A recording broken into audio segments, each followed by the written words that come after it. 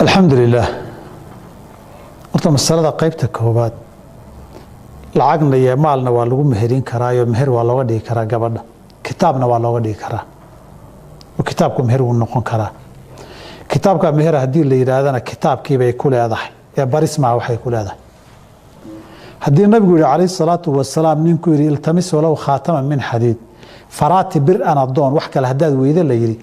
hadii farati bir meher noqday kitaabka musxafka 10 jeer buu ka qiimo badan yahay 100 jeer faraatiga hatta suuqa lacagahan hadii la geeyo kama raqiisana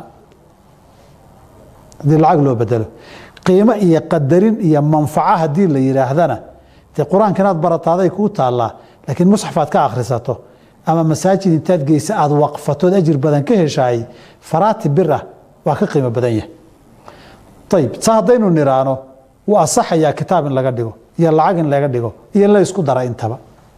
sida lacagtu cafi karto ba kitaabkan horta cafi kartaa meherkii waan ka cafiyo hada ka wada cafido de lacagtii waa cafis kitaabkina waa cafis hadii ay noqoto inaad xaq u yeelato kitaab waad ku ballanteena kitaabku inuu ku keeno baad ku leedahay adu markaa ma hayso ama qof kala si ama meel waqaf iyo dad masaajid iyo geeyo inta la akhrisanaya ajraad ka heshid marka waad nacafin kartaa musxafkina waad qaadan kartaa ama ku intifaac ama dad kala si oo billahi